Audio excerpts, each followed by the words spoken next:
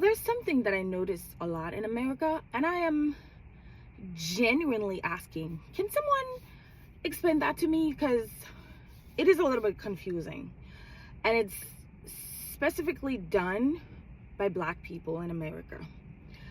So last night I was scrolling on TikTok, and then I saw that Amber Rose did an interview with Club Shay Shay, and all the comments, most of the comments that I was reading is people saying, oh, she's not Black.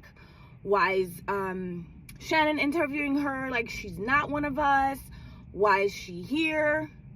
And I'm like, okay, I find that to be a little bit confusing. So she's not Black because she claimed both sides of her parents. She's not Black because she doesn't agree with what a lot of you agree with. She's not Black because she has a different opinion than you. But then these are the same people defending Meghan Markle and her show that just came out on Netflix, because people are saying that, oh, she's not authentic. They don't believe in anything. Like, they don't think she's being, genuine and stuff like that. These are the same people that would come and say, oh, I see, people are attacking her because she's a Black woman. They don't want to see Black, Black girl luxury or anything like that. They, they don't like her because she's Black, I don't know, maybe it's, archived somewhere.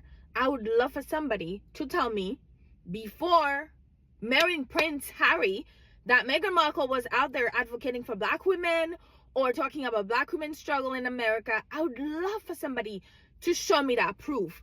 But now that she's claiming her Blackness and she's married to Prince Harry, and people feel like, I guess the people talking about her or not liking her, they just feel like they have to disagree with these people. Then a lot of them are going to flock and embrace her and say that she's Black.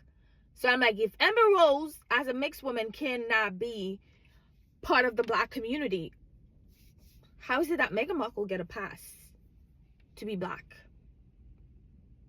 Do we see the problem? Isn't that problematic?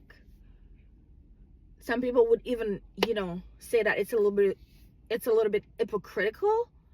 It's just weird to me. Like, why does it matter? Why can't people just be who they are, say what they want to say, identify with whoever they want to identify, like have their own opinions, and still be who they are?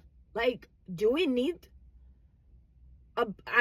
the Black police to come out and say who's Black and who's not Black? Like, I don't see any other ways doing that. I don't see the Asians doing it. I don't see the Hispanics doing it. I don't see the white people doing it. Like, we don't think that's weird? Jeez. Whew. People always say united we stand, divided we fall. And I think until Black people as a race can come together and realize that not all of us are going to think the same, not all of us are going to see things the same way, and it's okay. I can disagree with you and still respect your opinion. I don't have to dehumanize you or take away your Blackness from you because I feel like you don't agree with the things that I agree with. I find that to be very problematic. And there are so many examples I could go over. Now, Drake is not Black because he has this beef with Kendrick. And, if you're on Kendrick's side, you have the right to say that Drake is not Black. But the last time I checked, people like Rihanna, they're mixed. But the Black people just embrace them completely. Obama, by the standard, is a mixed man. And he grew up with his white mother, which means if there was a culture that he would identify with more, it would be his white side, because he basically grew up with his mom, with his grandfather, and then for a while I think his stepdad. So those are the people that would have the most influence on his life and his way of thinking. But then he's black. Fine. But then you have someone like Candace Owens. A lot of black people will tell you, she's not one of us. She's not black. Because she's a conservative. Because she doesn't, she doesn't see things the way we see it. So she's not black. You'll take someone like Justice Thomas. He's not black. Because he's a conservative. Because he doesn't see things the way a lot of people see them. And to me, that is genuinely something that I am confused about. Like, who decides who is not black or not based on how people think, based on their own opinions? Like, I don't see any other race doing that. I don't see white people coming out, in vogue. If a white person does something that, a majority of them don't agree with, I don't see them coming out and say, oh, this person is not one of us. We don't claim him. He's not, he's not white. I don't see Hispanic people doing that. I don't see Hispanic people coming out and be like, oh, Marco Rubio, he's not one of us. He's not Hispanic because he's a conservative, or he doesn't, share our opinions. Like, why are we doing this? Like, why? Why can it be okay for people to have different opinions, to support different groups, and it's okay if some of us don't agree with them? But why do we feel the need to, I don't know, revoke their black cards? Like, I don't know. Is there an association? Is there a group of people that just sit down and decide who is black and who is not black? Like, we don't see that's problematic. Like, we don't have an issue with that. I don't know. This is very concerning to me. And I think that's also one of the things that is keeping us so divided.